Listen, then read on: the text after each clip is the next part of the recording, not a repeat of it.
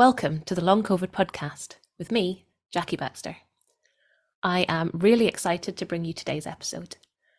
Please do check out the links in the show notes where you can find the podcast website, social media and support group, as well as a link to buy me a coffee if you are able.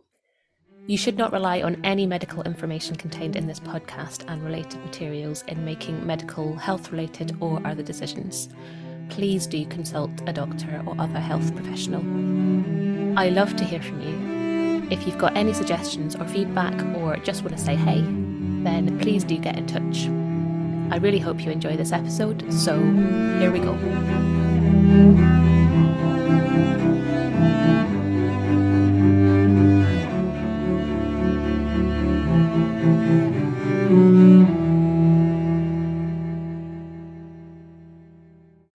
Hello and welcome to this episode of the Long COVID podcast. I am delighted to welcome my guest today, Jenny Adams, who is here to talk about recovery, amongst other things. So, Jenny, a very warm welcome to the podcast today. I'm delighted to see you. Thank you. Thanks for having me. And, thank you for being another one of these amazing people that puts out a podcast like this that I wish I had when I was sick. So good on you. Thank you so much. We're going to dive into all sorts of stuff today, I think. And we've set ourselves a challenge, haven't we, Yeah. today? I'm working on perfectionism at the moment. So what we're going to try and do is put this out unedited. So we'll see how this goes. We're both feeling, I think, slightly vulnerable at the moment. So Let's be perfectly imperfect. exactly. I think this is good. So, Jenny, will you say a little bit more about yourself and maybe what life was like before you became unwell? Yeah, so I'm 33 and life before I was unwell, I think, to be honest, it was when I was a child. I got glandular fever when I was 15 and I just remember like adults always moaning that like their joints hurt and they were tired. And at 15, after having glandular fever, which knocked me out for a good few months, I never really recovered. And then I just thought, oh, well, I just must be an adult because everyone's always moaning about being tired.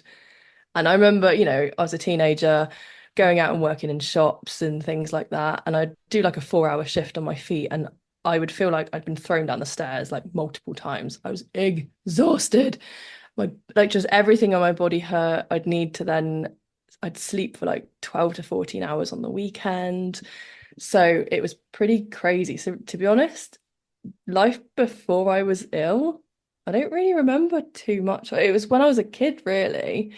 Um, and then I kind of had like 12 years ish.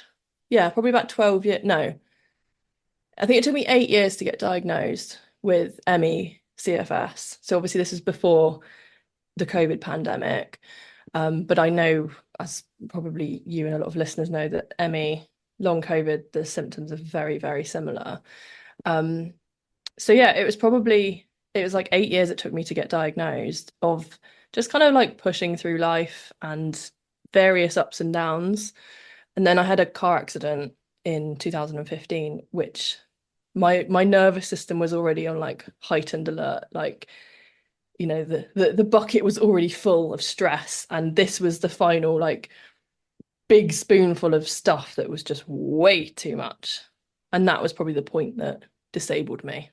And then I spent a good kind of 3 or 4 years sort of reliant on a wheelchair, couldn't really go out much, really deconditioned, just probably all the crap that most of your listeners will know, being at home, like just not being able to go out, not functioning, all of that for a good few years. But I'm now recovered. So all that's behind me now. So I'm very thankful for that. Yeah, absolutely. And we can maybe dive in a little bit to some of your experiences as well. But I think that kind of diagnosis. I mean, as you very rightly said, things things are kind of different in some ways, certainly to what they were before long COVID came along. I think there's a lot more awareness now. Not enough, I don't think, or certainly not enough understanding, but certainly it's something I think that people have heard of a bit more now. Whereas people who have had ME, CFS, all of these kind of health challenges sort of in the before days almost, it definitely has sounded like it's been harder to be listened to, harder to get a diagnosis, and that things have just been, I think, I don't know, even more difficult maybe than they are now, which sounds pretty horrendous because they're not great now, let's face it. Um, so yeah, what I suppose what were your kind of, you've mentioned some of your symptoms and some of these sort of ups and downs, and that seems to mirror quite a lot of my own experiences with long COVID and certainly what I've heard a lot from other people that you maybe start to deal a little bit with one symptom and then hey, a different one comes along and then you think you've sort of got a handle on some things and oh, and then maybe you hit a crash for sometimes you know what the reason is and sometimes you don't, and this sounds like this was kind of your experience too. Yeah, definitely. And I think like you said, how things were before COVID, it's very easy to be like, back in my day, before COVID came along, it was really bad.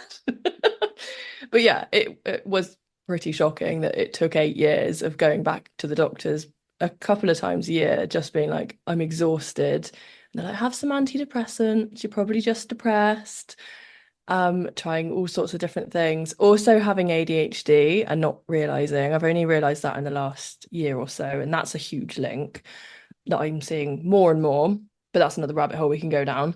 Um, and I remember kind of going through the COVID pandemic, and I don't think long COVID was necessarily a thing at the time, but just the sheer amount of people that were getting COVID and the flu-like symptoms and all the stuff that came with it. I was obviously still in a lot of like ME, CFS, fibro groups, and we were like weirdly kind of celebrating this because we're like, if so many people are getting sick, maybe they're going to start paying us some attention.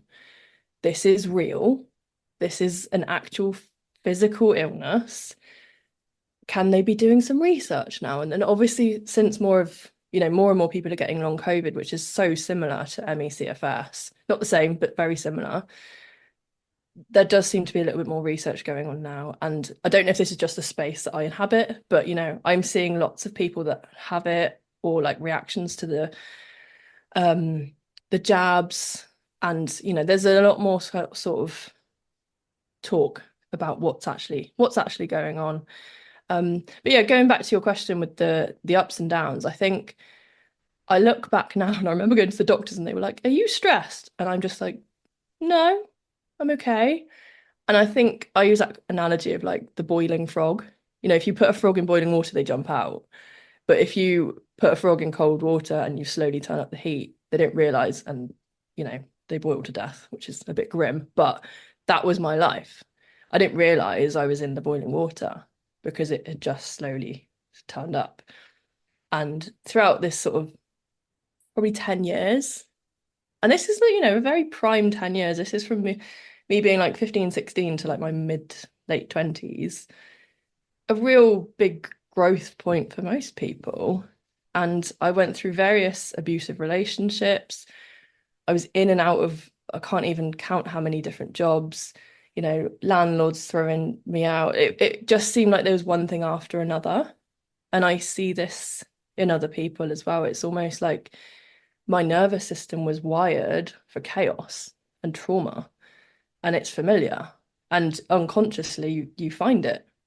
And this isn't blaming anyone or myself, but you just seek out unconsciously what's familiar. And it took a long time for me to sort of break that cycle and realize maybe I'm the common denominator here and I have some control over this. This isn't my landlord and my job and the doctor and like everyone out there. Maybe I can do something as well. And I think that was the pivot of me changing. But going back to the ups and downs, it was always just something external. So funnily enough, I went on Facebook this morning and I saw my memory that popped up from 2016, and it said already got an interview. And it took me back to 2016, which was probably the worst year of my illness. And I've been working in a contract job, and basically the 1st of September, September is not a pleasant month for me, and I know we are filming this in September. My dad died in September. It'll be his 20-year anniversary this year. So September, the change of the seasons, has just always been a really hard time for me. 1st of September comes, I got sacked from my contract job. No fault of my own. I was a contractor and they were getting quieter and quieter. But that was one of those real like, oh my God, I did not see this coming. What am I going to do? How am I going to pay my bills? And then I think by the end of that month, my landlord had thrown me out. But it was one of those memories that popped up that I got fired on the 1st and I had another interview lined up on the 2nd. And I think within a week, I had another job. But it was the stress. It was just a constant unsettled, I now need to go somewhere else and I need to explain about my health and like hope that they don't discriminate against me. And just so much of that took such a toll. And the stress of all of that would then obviously flare up my symptoms. So I think I remember that day and that week going home and just sitting in bed and eating pizza with next door's cat, because my landlord wouldn't let me have a cat, but you can't stop the neighbour's cat coming in. Just sitting on the bed, just feeling like, oh my God, what am I going to do with my life? Just everything feels so shit right now. And that was probably a week or two flare up where I had to, and it was just survival mode. Just everything was survival mode constantly. And I think the more times I went through these ups and downs, well, there's probably wasn't many ups, to be honest. It was like downs and worse downs. It just got so like my body, each down, each flare up was then almost deconditioning me more. Everything was it was such a hard slog. It was almost like I'd take one step forward and then like 4 steps back. So yeah, it was a pretty tough time. Yeah, absolutely. And it almost feels like, when things start going wrong, that's when more things start going wrong. It's the week where you're really busy at work that your boiler breaks down. It's always going to be that way, for a sort of long non-chronic illness example kind of thing, and then your cat will get sick in the same week. And, so it kind of, don't know why it is, but this does tend to be the thing. It's what people say, they come in threes, don't they? It's like when one thing goes wrong, there's going to be a couple more coming. It's just kind of the way it tends to be often. Um, but yeah, I loved what you said a moment ago about having some sort of control, because I'm sure you and I have both experienced this, and I'm sure everybody else listening as well. We just feel completely out of control. Your body is not behaving in the way it should effectively. It's not doing what you should be expecting of it. It's not functioning. It's not allowing you to live your life, and it's making everything else so much more difficult. So we just feel this kind of, I described it as flailing, where you don't know what's going on. You don't know, you don't have any control. You've got, there's nothing really to hold on to. You sort of that sort of drowning feeling, isn't it? There's all those, pictures of people sort of, with their arm above water, someone help me. And that is kind of how you feel in that situation. And I think finding something to grab onto, it's like that, like life buoy, isn't it, when you're floating in the sea kind of thing. That first thing is so important, and it's different for everybody, what that first thing is. So let's talk a little bit about, well, what was your first thing, and what did you find that did kind of help, and yeah, what did that look like for you? Yeah, I think the control thing's really interesting because, and I see this in my clients, is that there's often a lack of autonomy, that Mm. I can't do anything. Everything that happens to me is like someone else's fault, or it's because I've got long COVID, or because there's this pathogen in me. Like, it's the fault of a thing. It's something else. And it's not saying that, you're at fault either. But yeah, it can be quite interesting that there is very much an external, outwardly facing view of what we can control. And then we say, I can't control anything because it's all out there. On the flip side, and I've probably gone into both of these, we try and control everything. And I remember when I, like, probably at my worst, I was going out and having panic attacks because I was, okay, where do I park? Have I got my blue badges? What if there's no disabled spaces? What if I'm in the supermarket and the queue's really long? What time can I go? When's it going to be quietest? Just all of the stuff that was constantly going on. And I have ADHD, so my executive functioning, planning, organization is not great anyway. So all of this mental energy was bloody exhausting on top of a chronic illness. So yeah, I kind of see those two sides in my own journey and in other people, that we then, because we feel so out of control with our body and our symptoms, we then look at, well, I'm going to micromanage my partner or my kids or work or whatever, because that's the only little thing we have control over. But I think once I flipped that into, okay, I'm in this situation, I can control my reaction to these symptoms. And it was at the point where I stopped fighting my body, I stopped fighting my pain, and just being so angry and resistant at the world and like, this is not fair. Why has this happened? I've not done anything wrong. And I think that was the point that I actually started to recover. And I remember being in bed at my mum's house, and I'd come in from work because that was all I could manage. I could drive to work, have a nap in the car at lunchtime. And God knows how I managed to get to work. I remember going in one day and one of my friends coming up to me and being like, Jen, are you okay? Your dress is on inside out and back to front. I was walking around with my label like under my chin.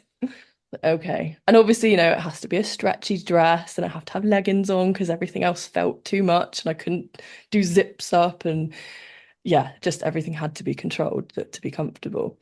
And I remember lying in my bed at my mum's house, and I think I was just so fed up with feeling pain.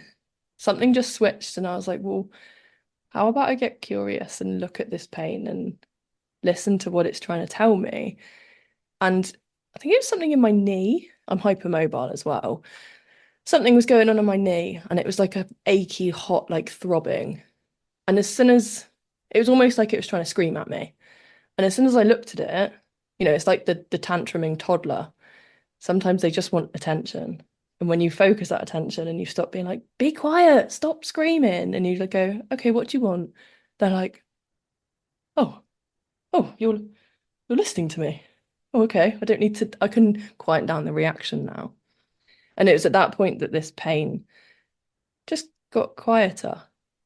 And I noticed how quickly just me shifting my mindsets very slightly, that it was still there, but it wasn't so bad. And then I didn't have the sort of stress reaction then of, well, now I've got pain and now I'm pissed off about having pain. And I think I started to tune into that. I was starting to do like meditations and things, and just starting to feel like a bit safer in my body again. And then I went to go and see a private doctor I think this was end of 2017. I would have been 26. I remember going in and it was probably 50 meters, but I was so anxious how far it might be because we all know hospitals are huge. I didn't know how far I'd have to go, so I took my mobility scooter, and she sat and she listened to me for an hour. It wasn't 10 minutes of like, what's on fire right now, or what pills do you want? It was my whole history of I think she was like an infectious diseases or had a speciality in that, because I was like, is this Lyme disease? Is this some like weird thing I've picked up when I've been traveling? And yeah, she went through my whole backstory. And I think she started to link, okay, your dad died when you were 13. You've been in abusive relationships. You had glandular fever. Like there's these big things, like these big traumas that have happened in life. And I bet you haven't spoken to anyone on this podcast that hasn't had some switch, whether it's COVID, whether it's something stressful in their event in their life, you know, an illness. There's always something that triggers this. We don't just, I mean, there might be the odd exception, but I have not seen that. There's something that triggers this. And she was kind of pointing those out to me. But so anyway, she did a whole barrage of tests. And she recommended I go and see someone for movement and an osteopath. And this kind of set me on this journey of starting to feel at home and safe in my body. And I had tried lots of different things. And I look back now and I realize what I was actually doing was, well, feeling safe in my body and regulating my nervous system. And I think I'd been stuck in that sympathetic dorsal shutdown, freeze, fight, flight for so long. And I see this in other people. And there is another state. There's our ventral vagal, our relaxed, connected, healing state that we can be in. And I was probably going into that like very occasionally. That was very unfamiliar, especially when it came to my body. My body was all about pushing and fighting and ignoring. And so that was really one of the huge things that helped me, was finding safe movement that I enjoyed. Because movement to me was going to the gym and pushing myself, ignoring all the symptoms to stop until I collapsed, listening to an instructor that was like, come on, just do a few more, keep going, push harder, no pain, no gain, and all that absolute bullshit. Excuse my language, but it is. I changed my diet as well. I was working in a cake factory at the time and I was the buyer, which sounds lovely, but I had to buy like something like 300,000 tons of dairy or liters of dairy a year or something disgusting amount of dairy. And it was all to do with like price, nothing to do with animal welfare. And this set me off on we were doing a project on veganism. The more I was looking into this, the more I was like, hang on a minute, this makes sense. I'm very sensitive, empathic. There's something that doesn't sit right with me. So I ended up trying a vegan diet for a week. I've got a nut allergy. I'm fussy. So I was like, this isn't going to work. Went back to having dairy after that week. Felt like I was going to throw up for 3 days solid. So that was a very clear, loud message from my body. This isn't for you. And it was once I actually kept on with that vegan diet that it was just like someone put my batteries back in. So much of this inflammation had just quietened down. And then I could start moving. And also at the same time, I was seeing a therapist. So just going back to me being vegan, and I say this to people, some people it helps. This is what worked for my body. And I encourage everyone, figure out what works for your body. Because for some people, I mean, I've heard some people say they go like paleo. Some people go to like full-on carnists, which I don't quite get, but if that works, you do you. But yeah, it's finding like what works, what nourishes your body. And for me, I've been vegan now 6 years. Yeah, 6 years. Never felt better. It works for me. So it was safe movement, a change of my diet, and seeing a therapist, because I think I'd realized I keep having the same patterns of sexual trauma with partners, and I'm the common denominator here. So is it all these men are twats? Maybe. But also, why am I ending up with them? What is it about them that's attracting me? What's the I need to be loved and controlled. So that was a huge thing, is actually having, and that was for me like the first layer. of starting to deal with some of this. And this was just talking therapy.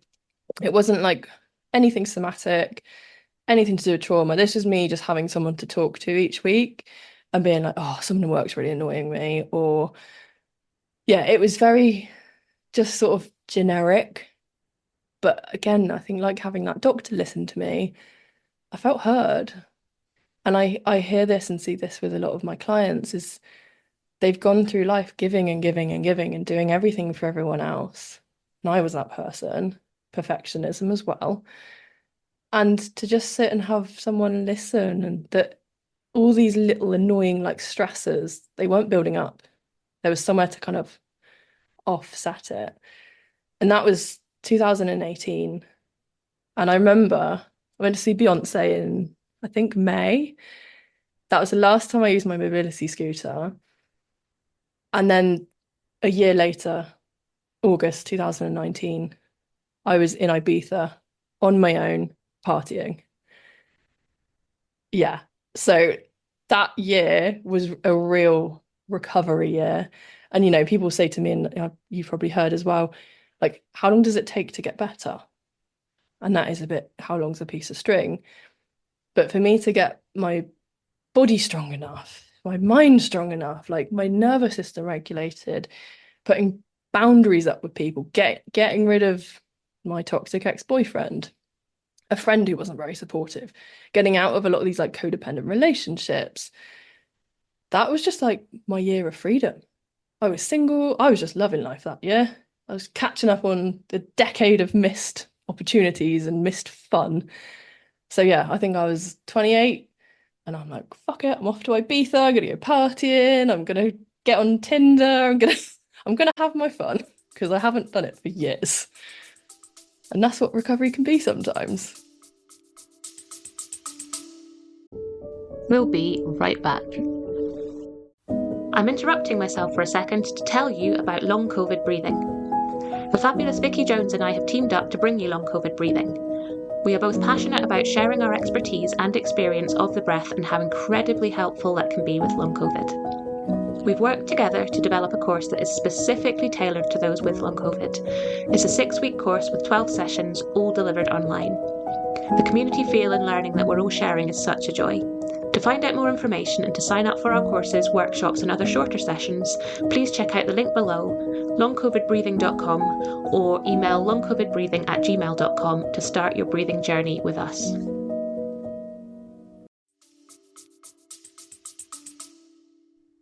Yeah, it sounds so freeing as well. And, you know, I can sort of relate to that in a little bit. You know, I think when I think it was June when I finally said June last year when I was like, okay, I think I'm recovered. But obviously I was very unfit. You know, I sort of didn't know what my life was going to look like. And I was ready to dive straight back into 100 million things. And therapists are very wise, or they certainly can be. Very frustrating because they're always right. But they're very wise, I think. And mine said to me, why don't you take a little bit of time? And I think she sort of, you know, she said, you know, maybe could you take a week or a couple of weeks? I think she wanted me to take more, but I think she was sort of giving me something that I could sort of, you know, hold on to start with. Um, anyway, I ended up taking off about 2.5 months and just thinking, gosh, that was the best thing I could have done because it just gave me that kind of time to kind of just be me and work out what me was, kind of, because I think I mean, something that I've experienced and that I've heard everybody else say, I think, that has recovered as well, you come out a different person to what you went in. Oh yes. And, you know, that sounds very true for you. I mean, you obviously went in as quite a young person as well. But even for anyone who was ill for a shorter time, I think, you know, you can't come out without changing, I think.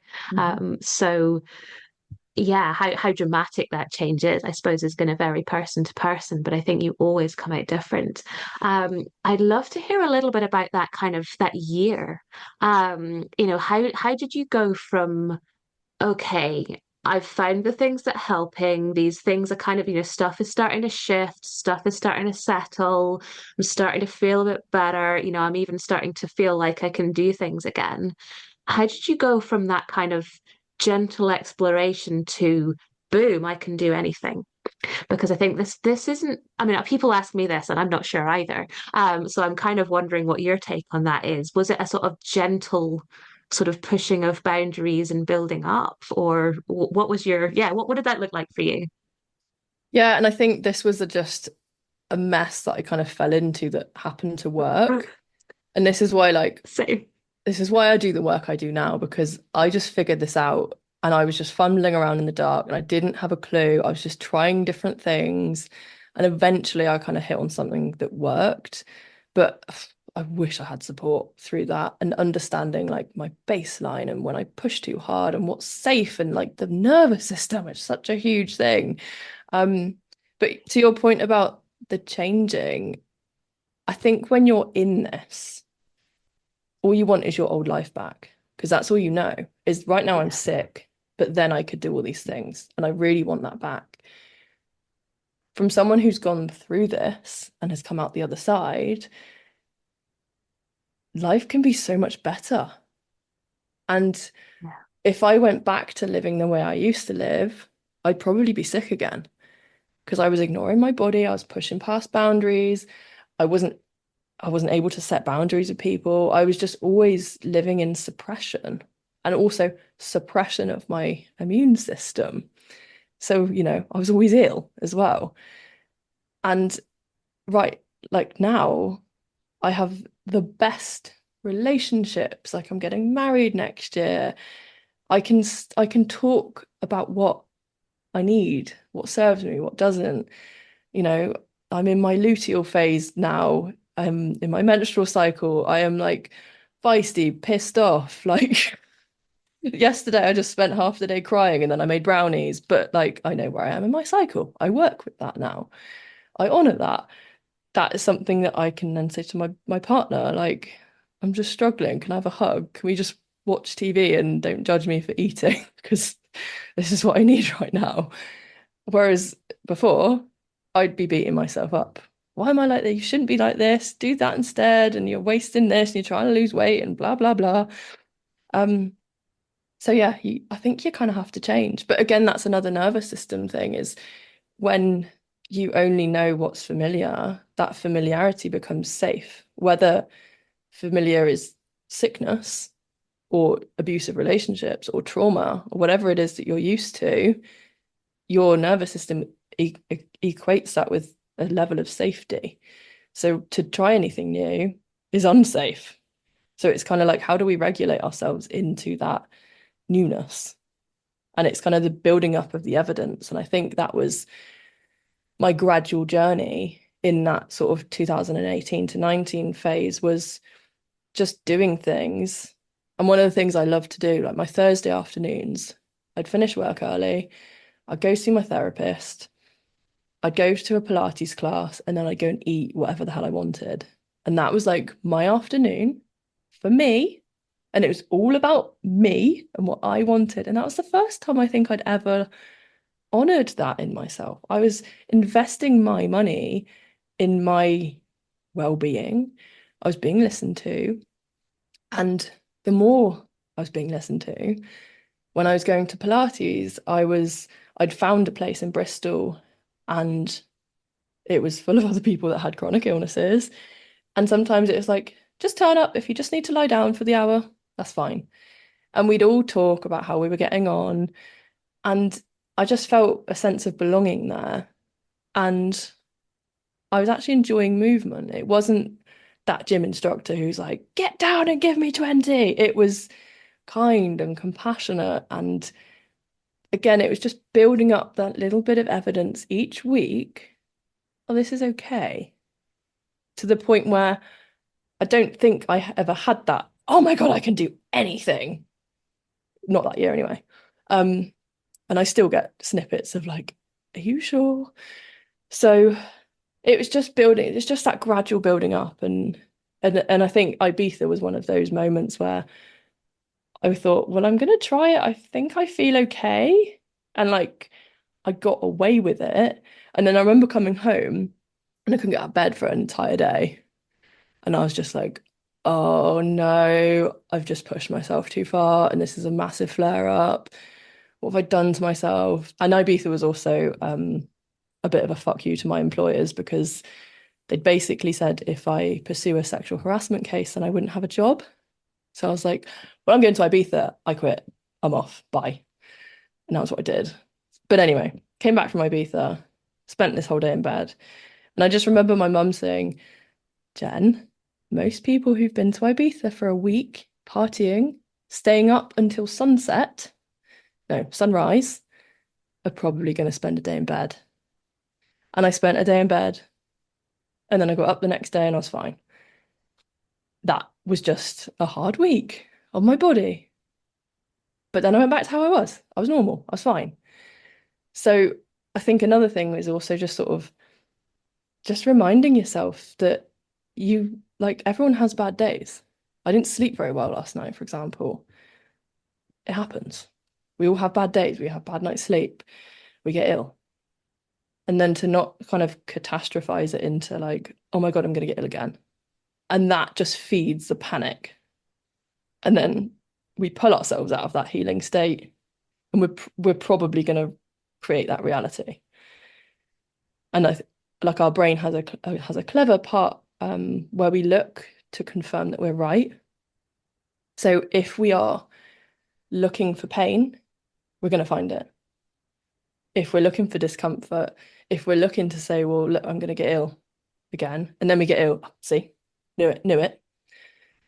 So it's kind of working with that part of our brain and being like, no, it's okay. How about we look out for the good stuff? How about we look out that I can prove that I can do this? So yeah, it's playing with that. And I think even now, like I went to Devon last week and I went down with a friend who she's also recovered from ME CFS. And we both did a 2 or 3 mile walk. We're around, we're on a really noisy beach. There's kids everywhere. It's the end of the summer holidays and the sun's out. And we were just sort of walking back up this big hill, chatting, just being like, oh my God, look at what we can do now. This is amazing. And I think we were both just reflecting on how grateful we are for having been ill, because it you don't see the beauty in life until you've not been able to go and experience it. So I do still have to pinch myself sometimes and say, no, I can go and do these things. I will be okay. And like one thing my mum says when I was learning to drive, because she's quite a confident driver, like if you can get into it, you can get out of it. So if I've like backed myself down a footpath instead of a road, you got in, you can get out. And I think I just remind myself of that. Like if I do get into a situation, I'll be okay. I'm still here. I've been through some really horrific stuff in my life. I can handle the panic of what's going on right now. I can ask for help. I can do whatever I need in that moment. And that's pretty liberating to feel like that. Like I've got this. We'll be right back. Hey there, I'm just jumping in for a second to see if you're enjoying this episode. If you're finding it useful, maybe you would consider sharing it somewhere, a friend, a group, or even on your Twitter feed.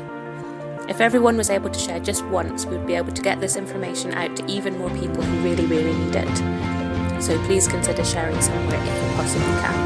I hope you enjoy the episode, and thank you so much.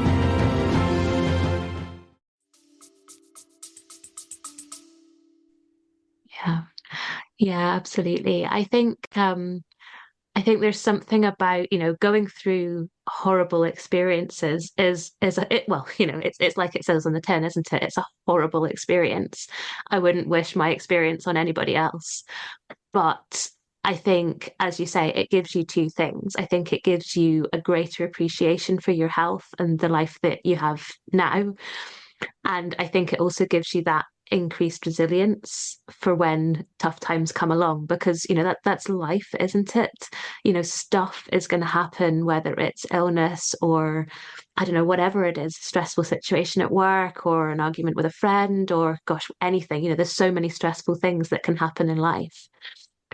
And I think, you and I and everyone else who's recovered have built up those tools that helps you to deal with that stuff when it comes along. And, those people who are still on the journey, you are building up those tools with everything that you find that helps, with every bit of evidence that you find that your body is starting to work rather than it isn't. That is increasing that resilience for, you know, beyond, I think, which is maybe, like you were saying, you can choose to look at things in a different, I mean, you'd call it the glass half full or the glass half empty kind of thing, couldn't you, to make it very simplistic. And, when everything feels like it's going wrong, it's very easy to have a glass half empty. And it's, I suppose, yeah, trying to find some way. Is there a way that I could look at this? And, sometimes it's very difficult. And sometimes it's like, no, no, right now I feel terrible. And I'm actually just going to allow myself to feel terrible. But then maybe tomorrow I can have a glass that's maybe a bit more full than empty kind of thing. So, yeah, I suppose it's, allowing yourself to have those feelings, of awfulness. And then, okay, foot forward or whatever And I think kind of often thing. the glass half full, half empty thing is dysregulation. And we Yeah, go through it, and this is where having a flexible nervous system, one that isn't totally. always calm and one that isn't like stuck in a ventral state, but it's also not stuck in freeze or fight flight either. Because we all like shit happens. We go through stuff in life, and it's how do we respond to that? And like Totally. I've been through it, and I've seen this in my clients as well, that they get to a point where they're like, I'm well, I need to hold on to this because I cannot ever get ill again because the world will fall apart if something happens. And it's not that resiliency of like, okay, I'm dysregulated.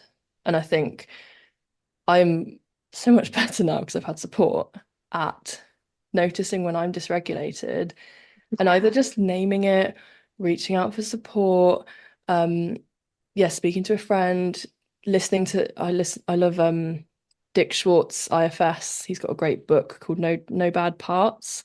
I met him a couple of months ago as well, but yeah, he just talks through a really lovely exercise, and he's just got this really nice, like calming American voice.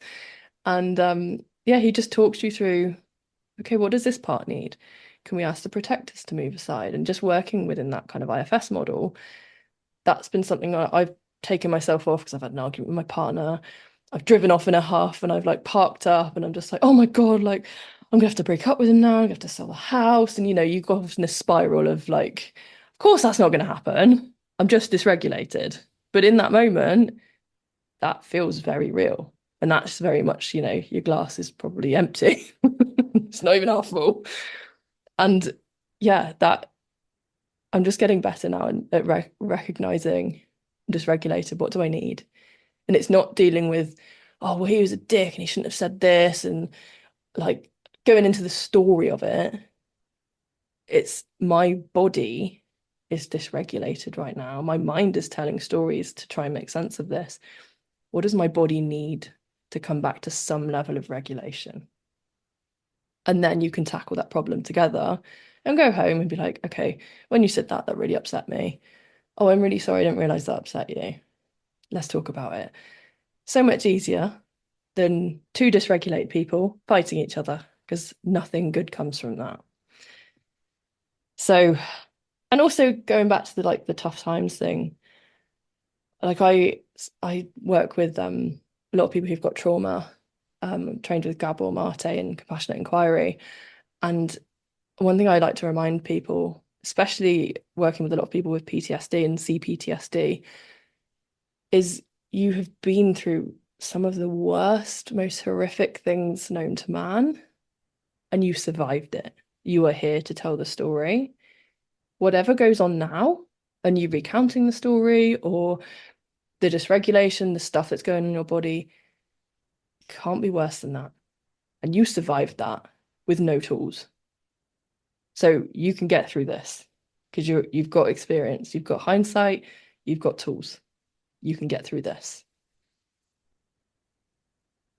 Yeah, I think that's so powerful because a lot of the time we don't feel like we can.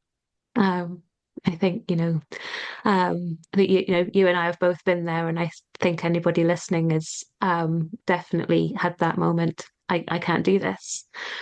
So yeah, that's a really good reminder.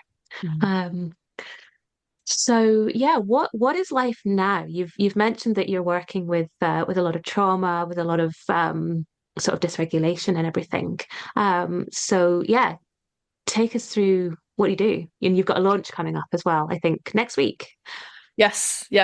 So I work as a chronic illness coach, and I work with people with burnout and ADHD burnout as well, because more and more I'm seeing a lot of women, their CFS, a lot of their symptoms are coming from a suppression and ADHD burnout. I'm seeing that a lot. So yeah, I work with both. So I have one-to-one coaching for anyone that wants to go on like a deeper dive, have that real compassionate support, because yeah, beating yourself up more is not going to help. And often what got you to this place is not going to get you well. So it needs a change. So I work one-to-one with people. And I also have a monthly membership called Heal Good. So we're opening the doors to that in a couple of weeks. And that is all somatic practices. So that's mind-body connection. It's really slow, gentle, chronic illness friendly movement. There's meditation in there, there's mindset stuff, there's a whole nervous system toolkit, there's a community. So there's loads of amazing stuff in this monthly membership. But I'm also doing on the 12th of September a free workshop. So I'm going to be talking through some of the mistakes that I see people making, and also like 7 key steps to helping you in your recovery. So it's completely free. And that's going to be on the 12th of September at 5 o'clock UK time. So I think we'll probably drop the note in the show notes, the link. So if anyone wants to come along to that, then yeah, it's coming up on the 12th. So really looking forward to that. And I've also, one of the main things I hear from people is recovery costs money. Same as, when I went to see that doctor, that cost me thousands. That was the crux to me recovering. So I've also tried to make this monthly membership as affordable as possible. So yeah, if anyone is interested, all the somatic stuff in there, then yeah, have a little look. Or I'm on social media. I'm on Instagram, is probably the best place to get me. I'm at Chronic Illness Coach. So always happy to drop into the DMs and have a chat with anybody. So yeah, that's where you can find me.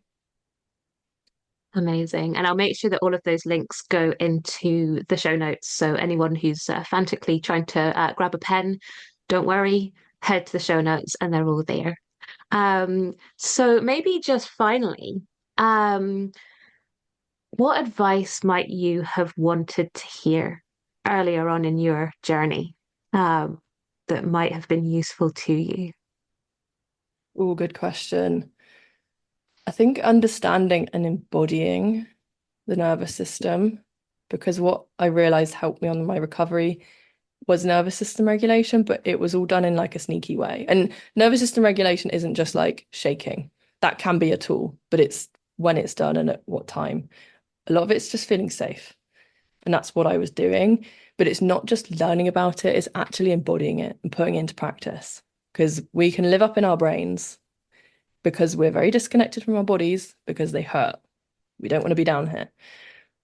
So finding anything that makes you feel good in your body, safe, and that's not just eating chocolate. Sometimes it can be.